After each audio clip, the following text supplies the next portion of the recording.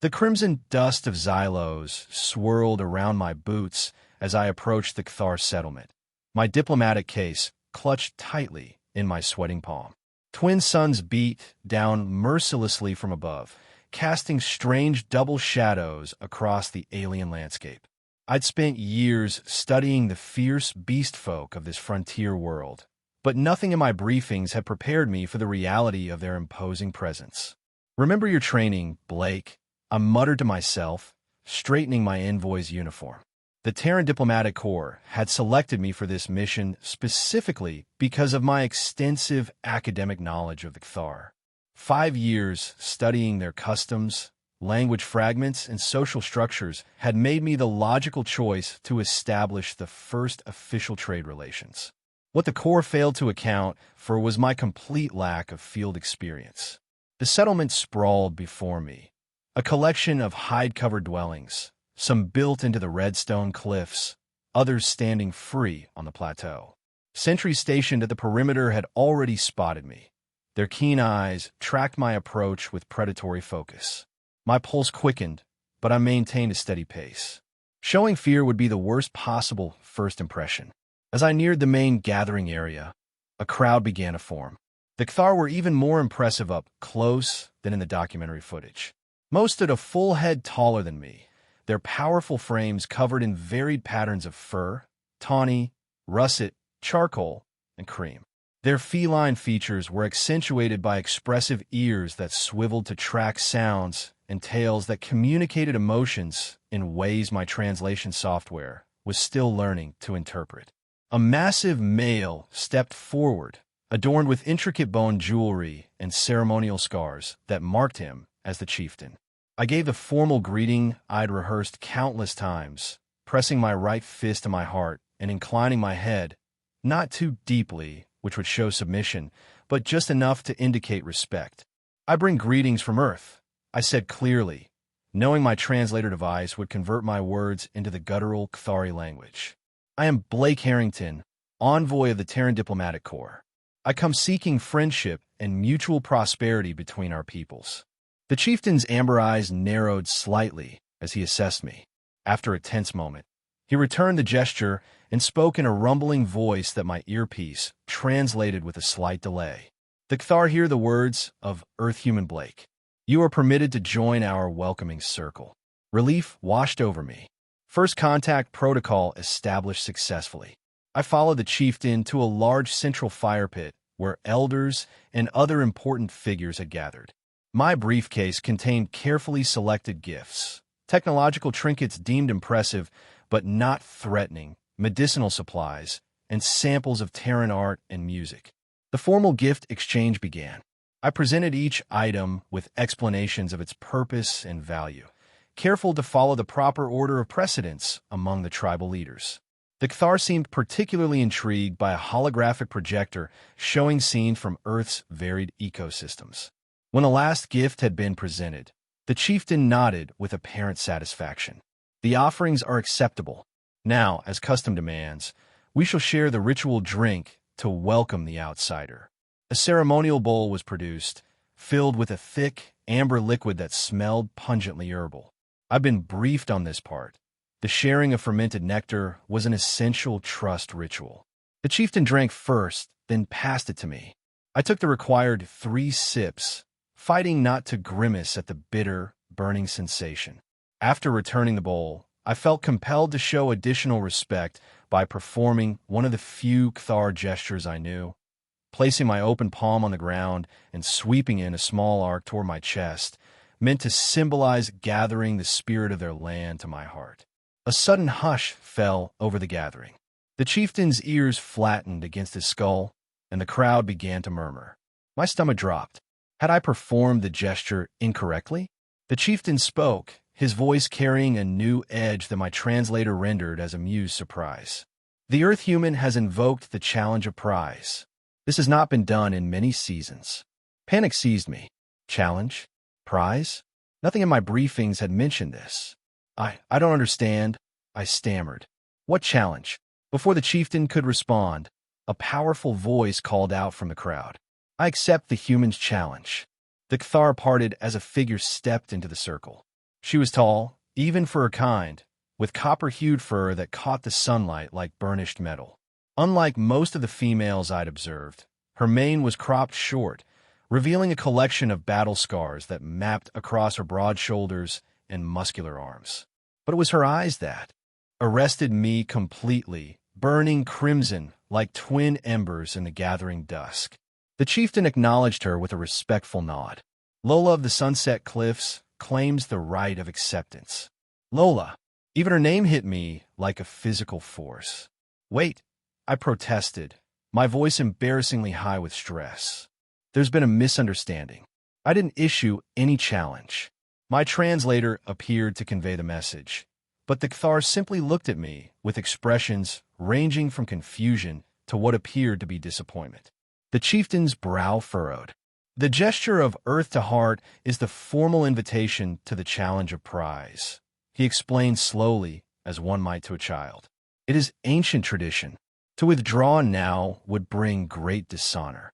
Before I could dig myself deeper, Lola spoke again, her voice a low, confident rumble. Perhaps the human did not understand our ways, but the challenge stands. I will fight for the prize. I was about to protest again when another Kthar male stepped forward, younger, with sleek black fur and an aggressive stance. No, I challenged the human challenge. The prize should go to a worthy warrior, not an outcast. The tension in the air thickened instantly.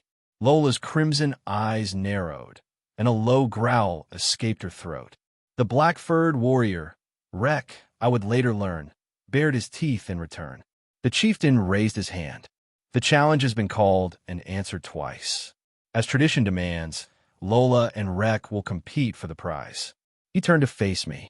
Human Blake, you have initiated the challenge of prize. The victor will claim you as their reward. My blood ran cold.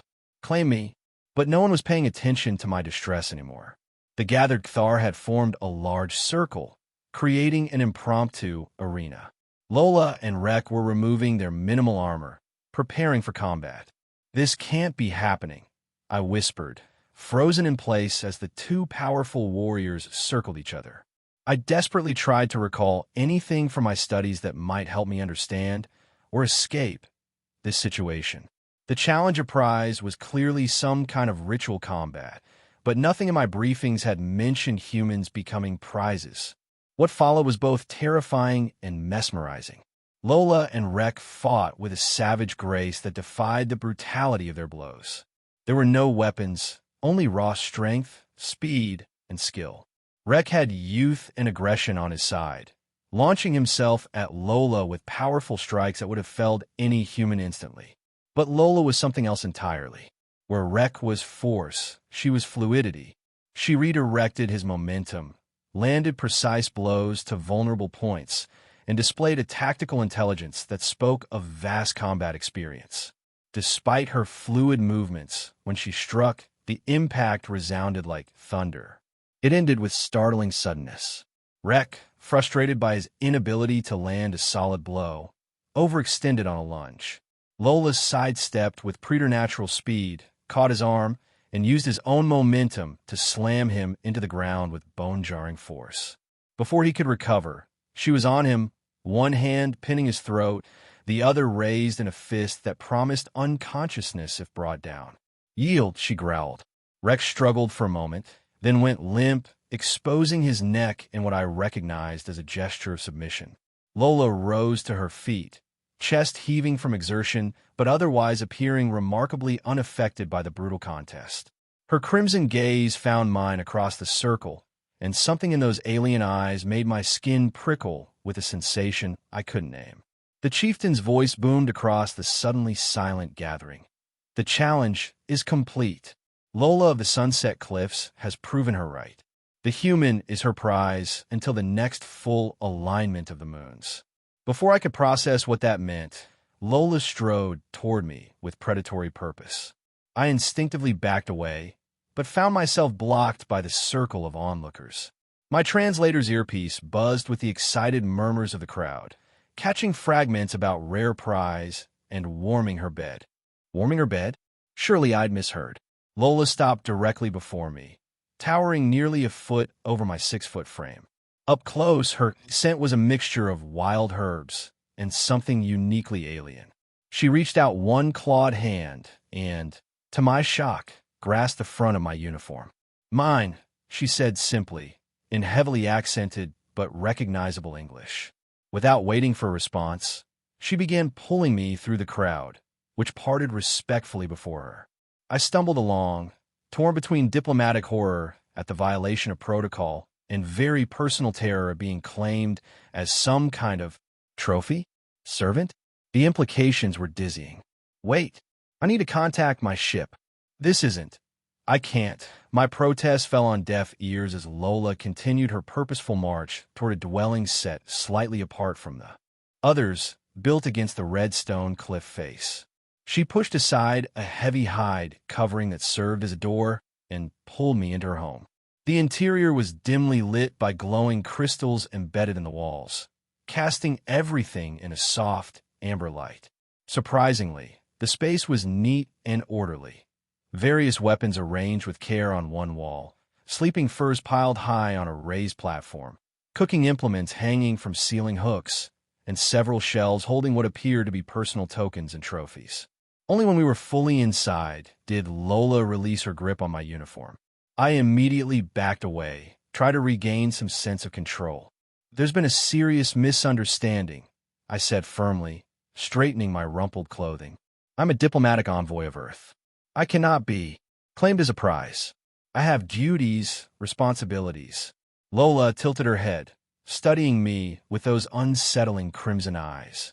Then, to my further confusion, she made a sound that my translator didn't catch, but that I somehow recognized as laughter. "Small human. Talks much." She moved about the dwelling, lighting a central fire pit with practiced efficiency. Night comes. Temperature drops. You need warmth to survive. I glanced toward the entrance, calculating my chances of making a run for it. As if reading my thoughts, Lola spoke again without looking up from her task. "Night predators hunt after second sunset. Human alone would not survive." The threat was clear enough, if indeed it was a threat rather than a simple statement of fact. I was trapped, at least for now. My communication device was in my quarters back at the landing site, and without an escort, I'd likely die before reaching it. The planet's ecology was notoriously hostile to off-worlders after dark. As the reality of my situation settled over me, I felt a curious mixture of fear, indignation, and something else, a strange, reluctant fascination with this fierce warrior woman who had so casually upended my carefully planned mission. The temperature began to drop dramatically as the second sun dipped below the horizon. Within minutes, I was hugging myself for warmth despite my climate-controlled uniform. Lola, seemingly unaffected by the chill, continued her evening routine, occasionally casting evaluative glances in my direction. Finally, she approached the sleeping platform and gestured imperiously. "Cool me. Share warmth." I stared at her aghast. I will not share your bed." Another of those untranslatable sounds of amusement. "Then freeze, proud human. Your choice." She settled onto the pile of furs, her back to me, apparently unconcerned with my decision. I remained standing stubbornly for nearly an hour, as the temperature plummeted to levels my uniform simply wasn't designed to handle. My teeth were chattering violently when Lola finally looked over her shoulder. "Pride keeps no one warm. Choose life or death, human Blake." Defeated by biology and the harsh reality of Xylos, I reluctantly approached the sleeping platform. Lola shifted to make space, and I gingerly laid down as far from her as possible while still being on the furs. The immediate relief from the biting cold was undeniable, but I maintained a rigid posture, determined to preserve what dignity I could. "Sleep now," Lola said, her voice softer than I'd heard it. "Tomorrow brings new struggles." As exhaustion from the day's stress finally claimed me, my last conscious thought was a realization that my prestigious diplomatic mission had somehow transformed into something far more primitive: captivity at the hands of an alien warrior woman who considered me her prize. The harsh light of Xylos's primary sun woke me from uneasy dreams.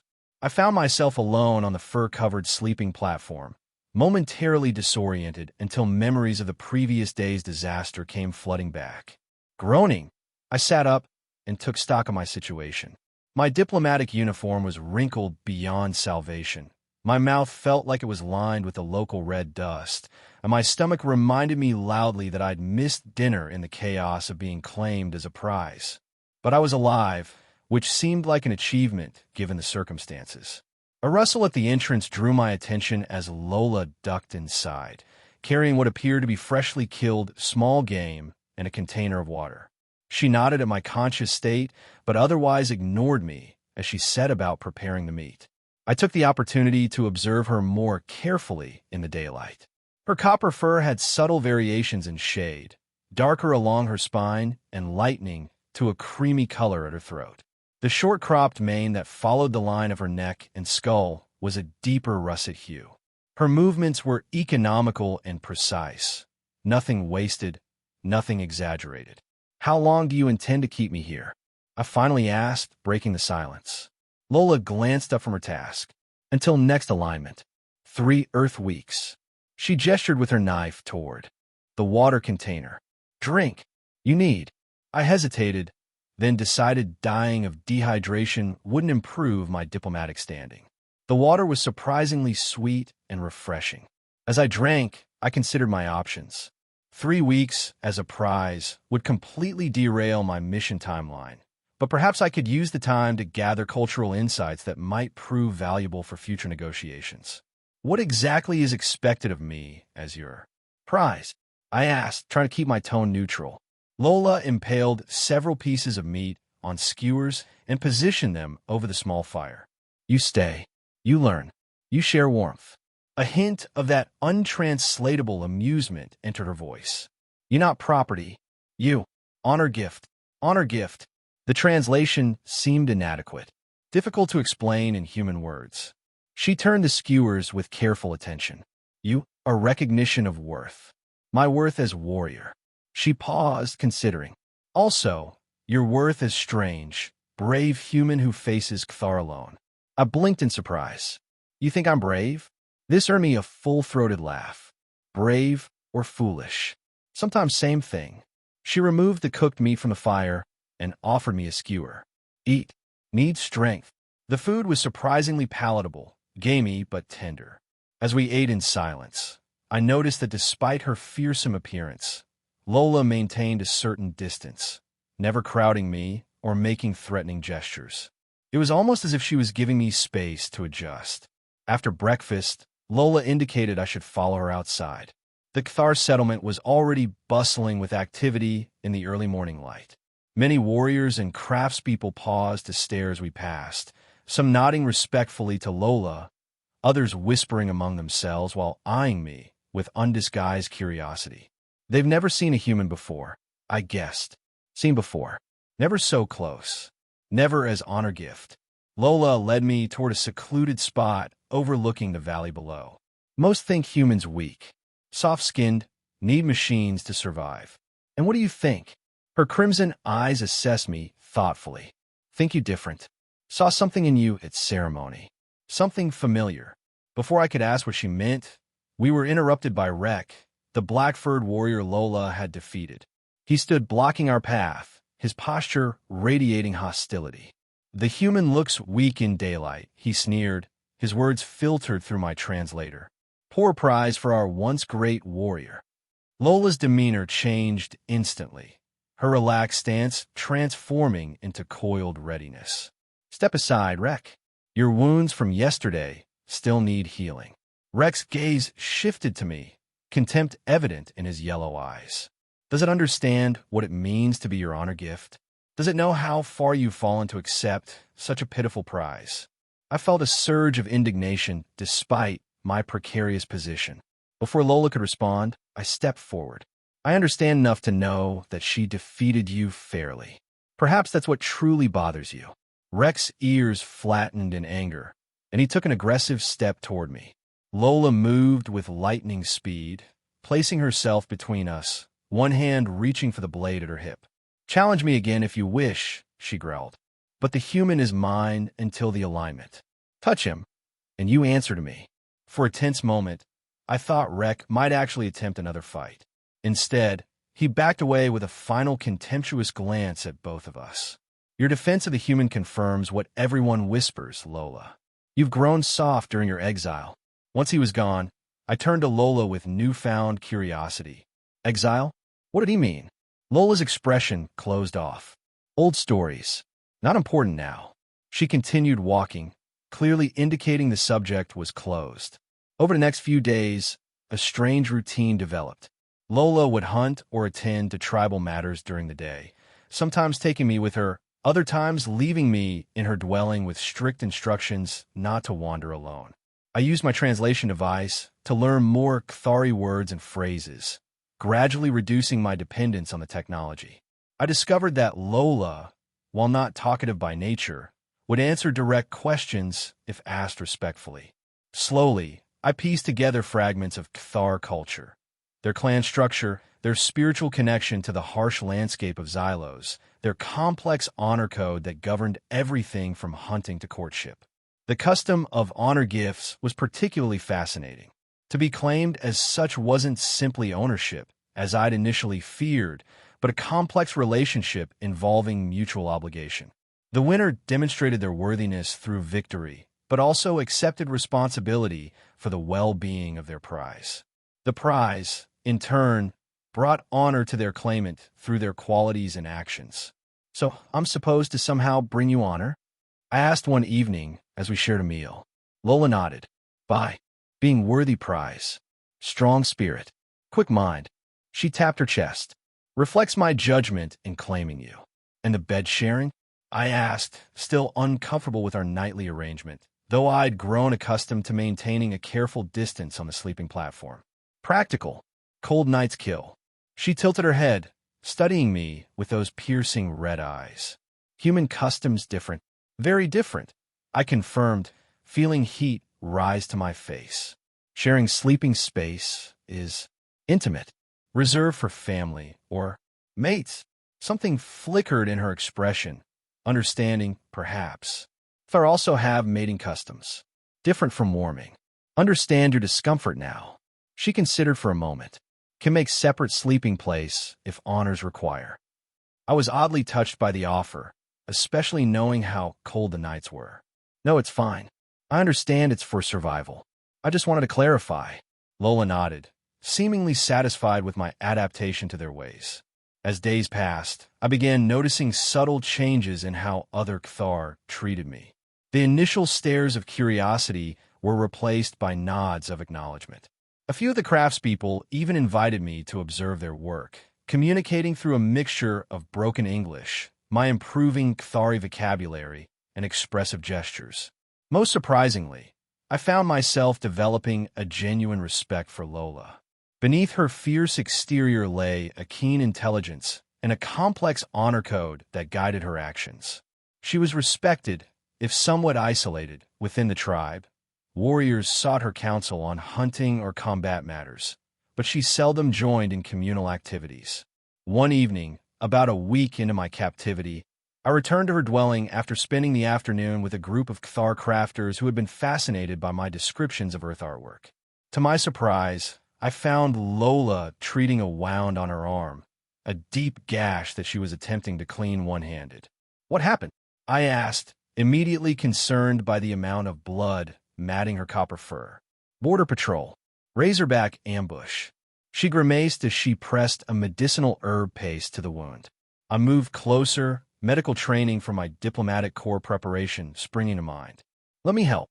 She eyed me suspiciously, but eventually relented, allowing me to take the cleaning cloth and medicinal paste. Working carefully, I cleaned the wound properly, noting with concern that Cathar anatomy, while similar to human in some ways, had important differences. The slash had barely missed what appeared to be a major vessel. You need stitches, I said, examining the depth of the cut. Lola indicated a small bone needle and sinew thread among her supplies. I hesitated, then steeled myself. This will hurt. Pain is temporary, she replied stoically. I worked as quickly and precisely as I could, impressed by her stillness despite what must have been considerable discomfort. When I finished, I wrapped the wound with clean cloth, securing it firmly but not too tightly. There. Try not to use that arm too much for a few days. Lola examined my handiwork, then met my eyes. You have healer's hands. Unexpected. Basic medical training is part of diplomatic preparation, I explained. Though I usually have better equipment. She nodded slowly, then said something my translator didn't catch. Noticing my confusion, she carefully enunciated in English, "Thank you." The simple expression of gratitude felt like a significant moment, an acknowledgement that perhaps I wasn't just a prize, but a person who could offer something of value. That night, as we settled onto the sleeping platform, I noticed Lola position herself slightly closer than usual. The extra warmth was welcome as Xylos's temperature dropped particularly low, and I found myself relaxing into sleep more easily than before. The next morning brought an unexpected disruption. I was awakened by urgent voices outside Lola's dwelling. She was already up and armed, listening intently to what sounded like a scout's report. "What's happening?" I asked, quickly getting to my feet. "Earth humans. Armed. Coming to settlement." Her expression was grim. "Want you back." My heart raced with conflicting emotions. Relief at potential rescue, concern about potential conflict, and a surprising reluctance I wasn't prepared to examine. "I should speak with them," I said. "Prevent misunderstandings. They probably think I've been taken hostage."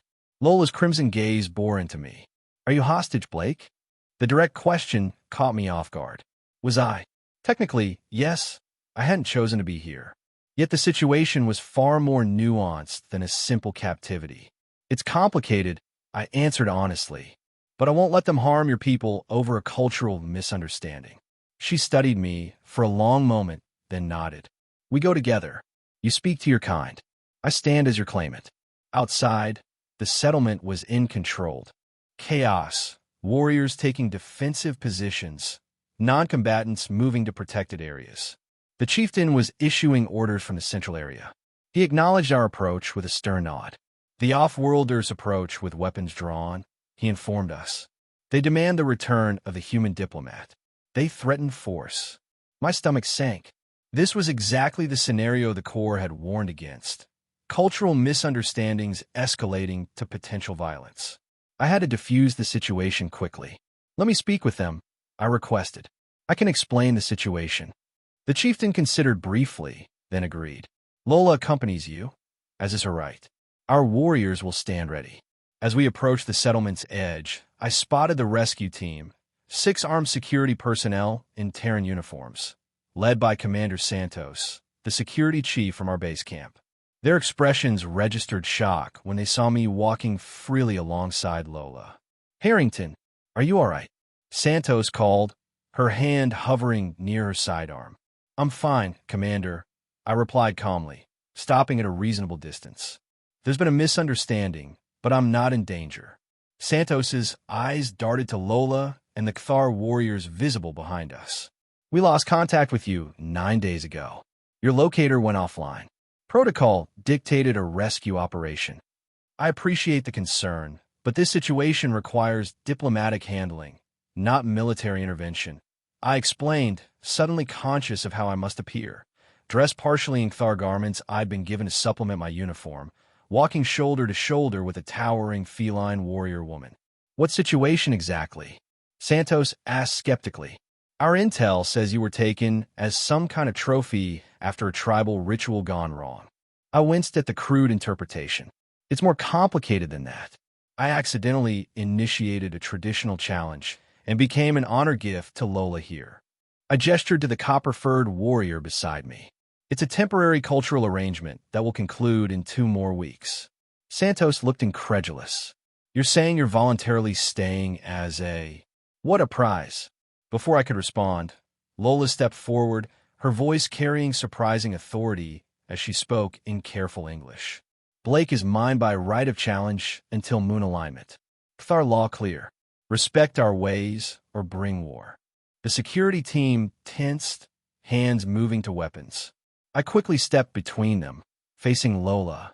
"No one wants war," I said firmly, then turned back to Santos. "Commander, I am exercising my diplomatic authority to handle this situation. The Kthar have not violated any interstellar laws. This is a cultural exchange, albeit an unexpected one. I request that you return to base and report that I am safe and continuing my mission through unconventional means. Santos didn't look convinced, but her training recognized the chain of command. The Corps won't like this, Harrington. I'll file a full report explaining the cultural significance of what's happened, I assured her. This could actually provide valuable insights for future negotiations. After further discussion and a brief, tense standoff, Santos reluctantly agreed to withdraw, but insisted on establishing regular communication check-ins. As the Terran team departed, I couldn't help but notice the evaluating looks they cast back at Lola and me. When they were gone, the chieftain approached. "You chose to stay," he observed, his tone suggesting this was unexpected. "The arrangement should be honored," I replied diplomatically. "Breaking your traditions would harm future relations between our peoples." But as we returned to the settlement, Lola's penetrating gaze suggested she knew there was more to my decision than diplomatic protocol. That evening, as we sat by her hearth fire, she finally broached the subject. "You could have left. Your people would have protected you." I poked at the embers, considering my response. "Leaving would have caused greater problems. Your people might have fought to keep me, following your traditions. People could have been hurt." "Truth," she acknowledged, but not whole truth. I looked up, meeting those unsettling crimson eyes that somehow seemed less alien than they had days ago. "No, not the whole truth," I admitted. Learning things here. Important things about your people, things no human has properly understood before. Things that could help build real peace between us." Lola nodded slowly, then surprised me by reaching out to trace a gentle claw along my jawline, the first deliberately intimate gesture she had made. "Also learning about yourself, yes?" she suggested. "About life without machines and protocols. About real strength." Her perception was uncomfortably accurate. Away from the rigid structure of the Corps, stripped of technology and status, I had found myself responding to the primal directness of Kthar life. There was clarity in their way of being that cut through the political layers I'd been trained to navigate. "Perhaps," I conceded, trying to ignore the lingering warmth where her claw had touched my skin. 3 days later, the settlement council called for my presence. A surprising development, as humans had never been permitted to witness their formal gatherings. Lola seemed equally surprised by the summons, but escorted me to the council circle with a warning to speak only when directly addressed. The chieftain and 6 other elders sat in a semicircle, their expressions inscrutable. I was directed to sit opposite them, while Lola took position standing behind me. "Blake of Earth," the chieftain began, "your presence among us creates new questions. Your people came with weapons, yet departed without you. This suggests you hold value beyond being merely Lola's honor gift." I remained silent, recognizing this as a statement rather than a question.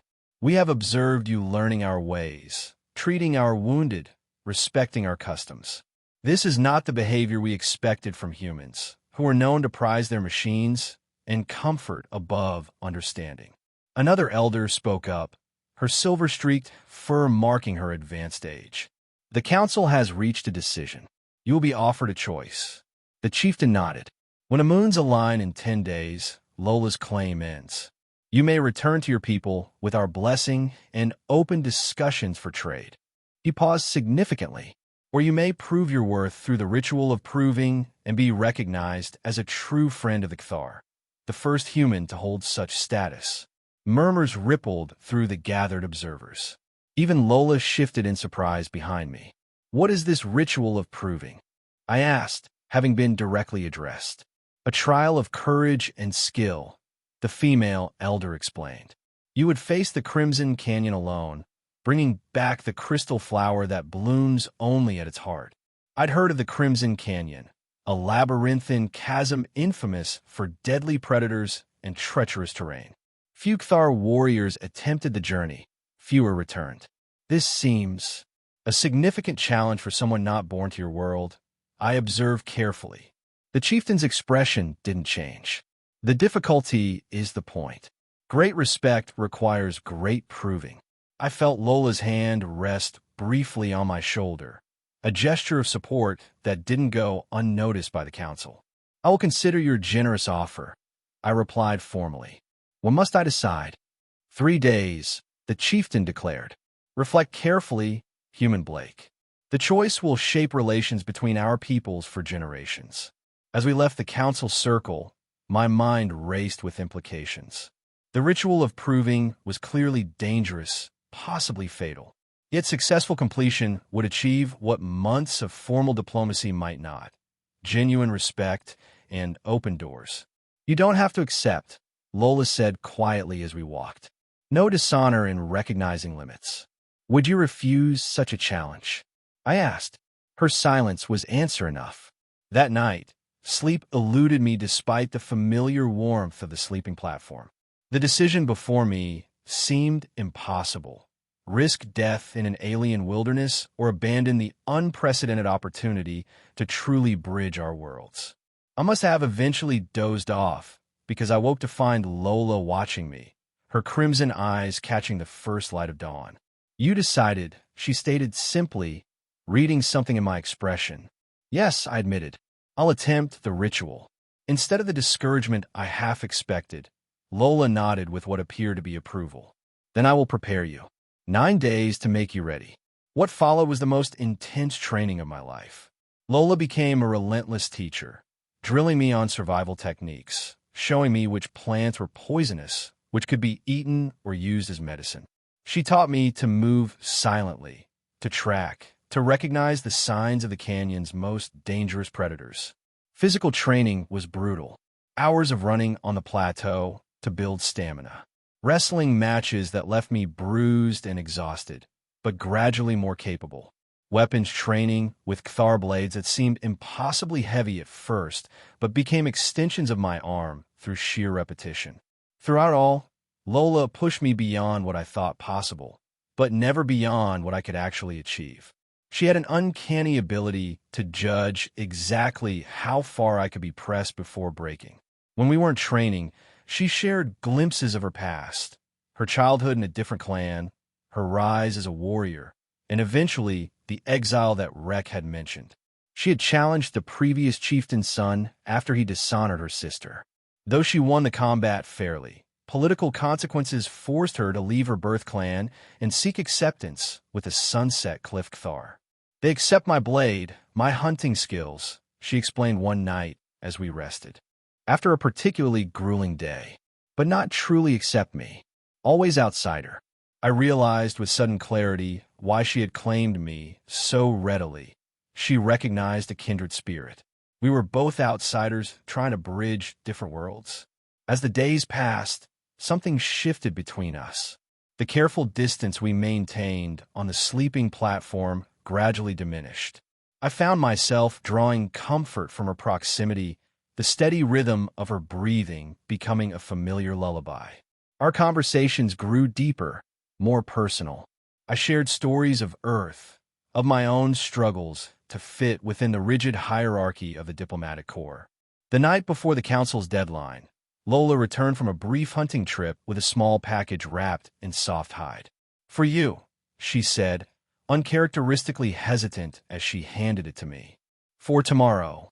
Inside was an armband made of intricately woven leather strips and small beads of polished stone that caught the firelight like captured stars. Protection symbol, she explained, worn by Kthar warriors facing great trials. The gift moved me more than I could express. I slipped it onto my upper arm, feeling the smooth leather settle against my skin. Thank you, I said simply, knowing she would understand the depth behind the words. That night, as we lay side by side, I found myself hyper-aware of her presence.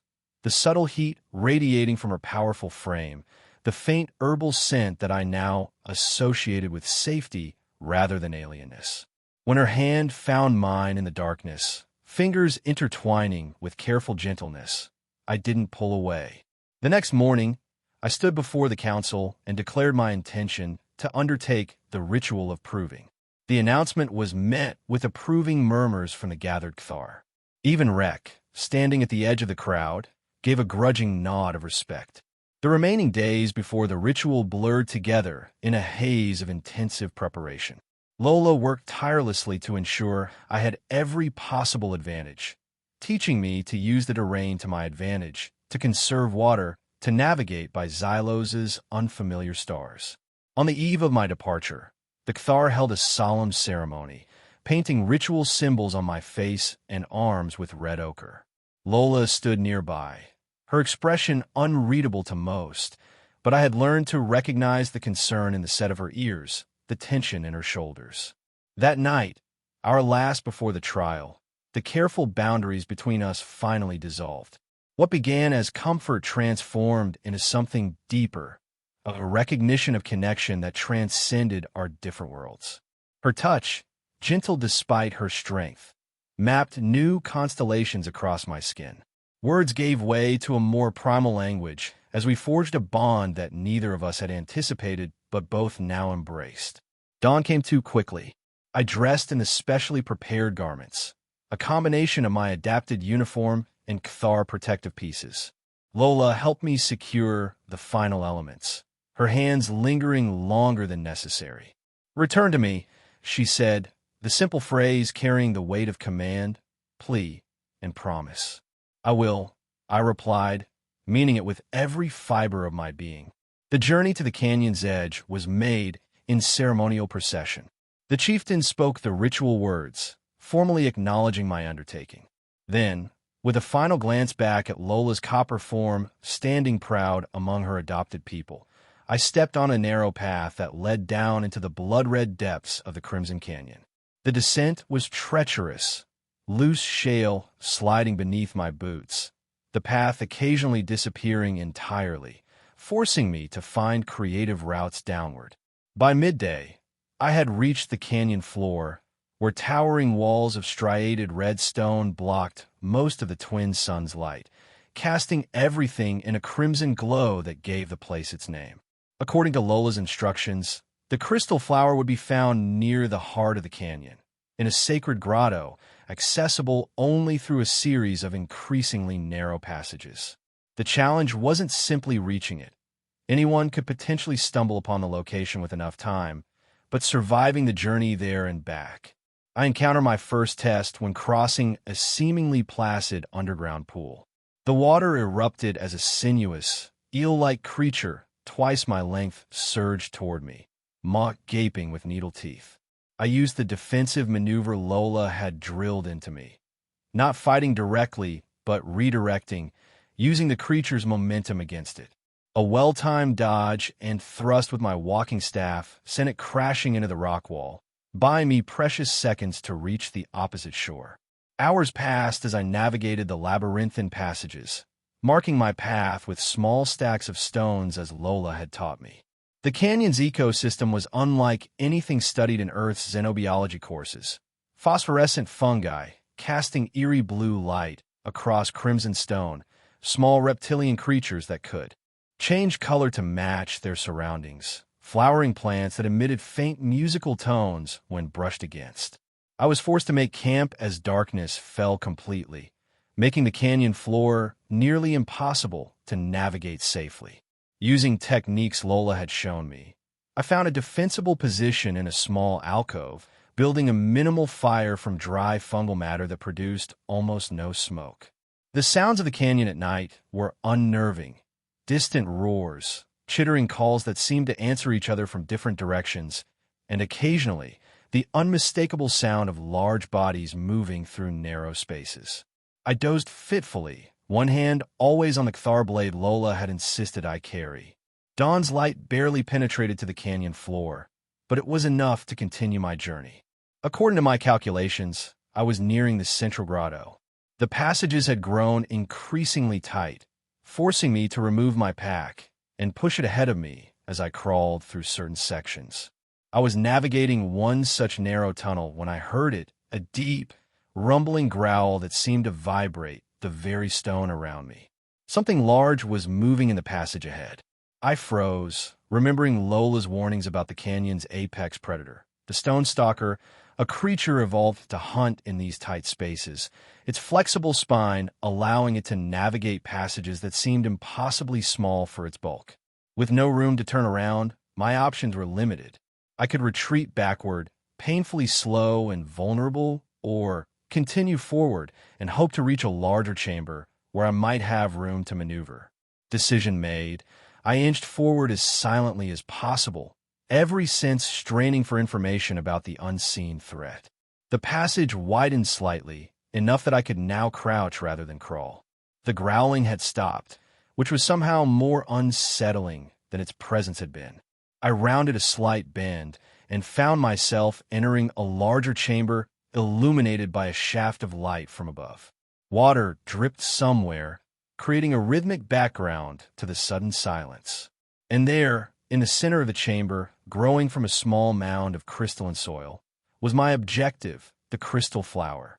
Its translucent petals caught the light, refracting it into rainbow patterns across the chamber walls. It was genuinely beautiful, delicate, yet somehow resilient in this harsh environment. I took a cautious step forward, then another, scanning constantly for any sign of danger.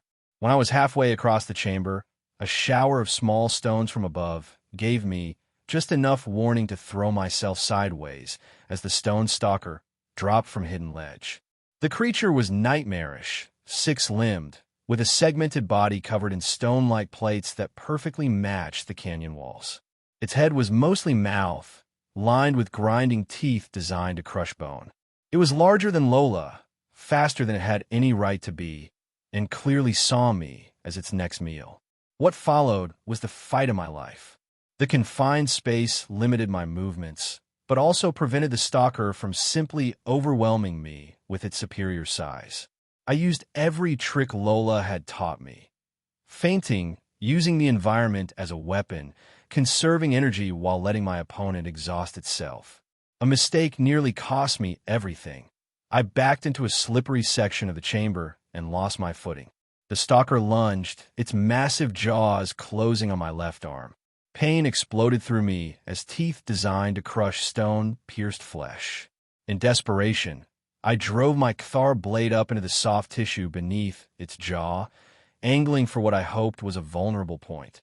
The creature released me with a shriek of pain, black ichor pouring from the wound. It backed away, reassessing this prey that had somehow managed to hurt it. I used the moment to scramble toward the crystal flower, knowing I might not get another chance. My left arm hung useless at my side, but with my right, I carefully extracted the flower, roots and all, placing it in the special container Lola had prepared. The stalker, recovering from its surprise, charged again. I dodged by inches, using its momentum to send it crashing into the chamber wall. Before it could recover, I was racing back through the passage I'd entered from, forcing my larger body through spaces barely wide enough, driven by adrenaline and the singular thought of survival. The journey back was a blur of pain, determination, and near misses. My wounded arm became infected despite the medicinal paste I applied. Fever set in, making the already challenging navigation nearly impossible. I rationed my remaining water, knowing dehydration would kill me faster than the wound. On what I calculated to be the fourth day, I reached the base of the path leading back up to the canyon rim. Looking up at the impossibly steep ascent, with one arm essentially useless and my strength fading fast, despair threatened to overwhelm me. The container with the crystal flower seemed to grow heavier with each step. Return to me, Lola's voice echoed in my memory. I had made a promise. Drawing on reserves I didn't know I possessed, I began to climb. The world narrowed to the next handhold, the next step. Time lost meaning. The twin suns crossed the sky, dipped below the horizon, and rose again as I inched my way upward. I don't remember reaching the top. My first clear memory is of voices, urgent, concerned, and being lifted by strong arms. Through fever-hazed vision, I recognized the copper fur and crimson eyes I'd come to associate with home. Found you, Lola's voice rumbled close to my ear as she carried me effortlessly. Knew you would return. I managed to raise my good hand, still clutching the container. Got your flower. I mumbled before darkness claimed me. I drifted in and out of consciousness for what I later learned was 3 days. When I finally awoke properly, I was in Lola's dwelling, my arm bandaged, and the worst of the fever broken. Lola sat beside me. Her usual stoic expression softened with relief when she saw my eyes focus on her. "Welcome back, warrior," she said, offering water. I drank gratefully, then asked the question foremost in my mind. Did I succeed? Was the flower acceptable? Lola's rare smile was answer enough, but she explained further. More than acceptable. You returned with perfect specimen, roots intact. This has not been done in many seasons. She touched the armband she had given me, still miraculously on my arm despite everything. You are now Kthar friend. First human to hold this honor. The implications began to dawn on me through the fog of recovery. I had succeeded not just in surviving, but in earning a place of genuine respect among these proud warriors. The diplomatic possibilities were enormous. But as I looked at Lola, really looked at her, I realized something more important had been achieved. The connection between us had transcended cultural barriers, physical differences, and initial mistrust. In finding each other, we had created a bridge between worlds stronger than any formal treaty. My recovery was slow but steady. News of my successful completion of the ritual spread quickly, and I received a steady stream of visitors. Kthar warriors who now acknowledged me with a formal gesture of respect, craftspeople bearing small gifts, even the chieftain himself, who came to formally recognize my new status. Most surprisingly, Rek appeared one afternoon, standing awkwardly at the entrance until Lola grudgingly invited him in. He presented me with a beautifully crafted knife, a traditional gift between warriors who recognized each other's strength. You survived what many Kthar would not, he admitted gruffly. Perhaps there's more to humans than soft skin and machines. It was as close to an apology as I was likely to get, and I accepted the gift with appropriate formality, sensing this small moment might be as significant for future relations as any official negotiation. Once I could walk without assistance, a formal ceremony was held to present the crystal flower to the tribe's elders. The delicate bloom had been carefully transplanted into a ceremonial pot, where it continued to thrive, its petals catching light in mesmerizing patterns.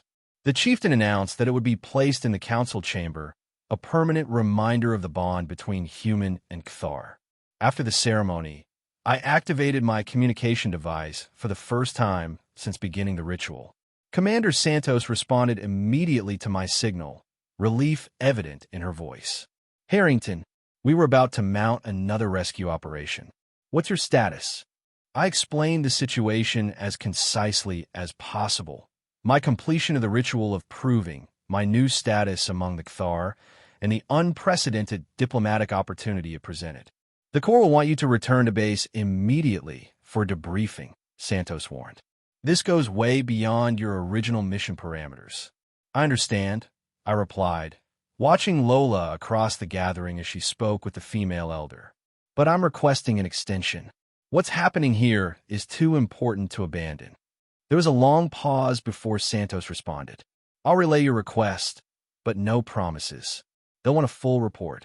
They'll get one, I assured her, along with a proposal for the most promising human-Kthar relations framework we've ever had. As predicted, Diplomatic Corps Command was simultaneously thrilled by the breakthrough and concerned about the unorthodox methods. A flurry of communications followed, reports filed, explanations given, procedures justified. Eventually, a compromise was reached. I would remain as the official liaison to the Kthar, but a small support team would establish a base camp near the settlement to facilitate more regular contact. The day the team arrived, I stood beside Lola at the settlement's edge, watching the transport shuttle descend. She seemed tense, her tail lashing slightly in a way I now recognized as anxiety. Everything will change now, she said quietly. I took her hand, feeling the powerful fingers curl protectively around mine. Some things will change, I agreed, but not everything, not what matters most. She looked down at me, those crimson eyes searching mine for reassurance. Your people will want you back eventually. My people, I said carefully, we'll need to understand that diplomatic relations sometimes require unconventional arrangements. I touched the armband she had given me, now a permanent part of my identity. Besides, I have obligations here now. Honor bonds that can't be broken. The shuttle landed in a swirl of dust.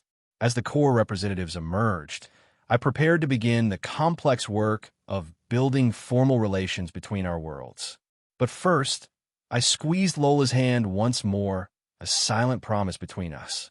I had come to Xylos seeking a trade agreement and found something far more valuable, a home, a purpose, and a love that defied the boundaries of different worlds.